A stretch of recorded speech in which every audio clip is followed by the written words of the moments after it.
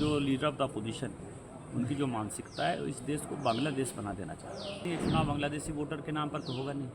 4 जगह जिनका voter list में नाम है, जो बात वो प्रेस कॉन्फ्रेंस में करें, ये बात राहुल गांधी जी को ये नहीं पता है कि जब राजीव गांधी जी थे प्रधानमंत्री तो जो चुनाव आयुक्त थे वो उनके घर में बैठते थे, वो पीएमओ में बैठते थे। उसी तरह टीएन सेशन जो इतना बड़ा नाम हुआ, टीएन सेशन को कांग्रेस पार्टी के आधार पर आपने चुनाव लड़ाया।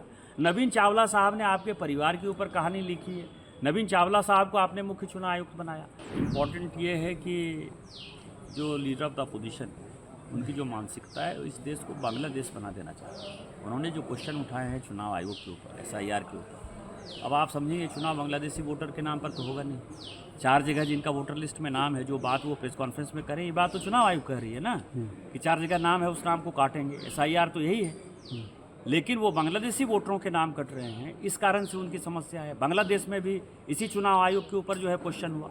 राजीव गांधी जी को ये नहीं पता है, राहुल गांधी जी को ये नहीं पता है कि जब राजीव गांधी जी थे प्रधानमंत्री तो जो चुनाव आयुक्त थे वो उनके घर में बैठते थे, वो पीएमओ में बैठते थे। दूसरा उदाहरण ये है कि 1999 में जब बाल ठाकरे जी का आपने वोट काट दिया, उनको चुनाव लड़ने के लिए अवैध कर दिया 87 के किसी भाषण पर, तो MS गिल जो है चुनाव आयुक्त थे। MS गिल जो है वो क्या हुए, कांग्रेस पार्टी के सदस्य हुए, केंद्र में मंत्री हुए। उसी तरह टीएन सेशन जो इतना बड़ा नाम हुआ, टीएन सेशन को कांग्रेस पार्टी के आधार पर आपने चुनाव लड़ाया।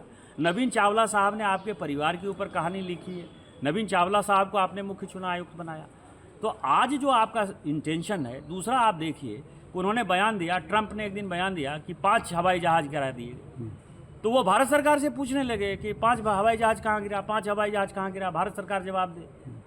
आज कल वायुसेना अध्यक्ष ने जो बातें कही वो अपने आप में इम्पोर्टेंट है कि 5 ने, हमने 6 जो है पाकिस्तान के हवाई जहाज गिरा दिए। चुप हो गए।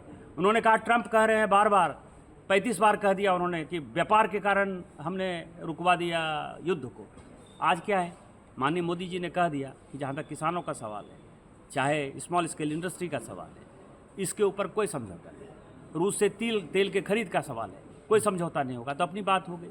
तो मुझे लगता है कि सोरोस फाउंडेशन, विदेशी ताकत, जो कोई भी भारत की मजबूत अर्थव्यवस्था को, भारत की मजबूती को तोड़ना चाहता है, मोदी जी के तौर पर उनको मजबूत नेतृत्व नहीं चाहिए, उस विदेशी ताकतों का प्रतिनिधित्व राहुल गांधी जी कर रहे हैं और इस देश को बांग्लादेश की तरह हालात बना देना चाहते हैं।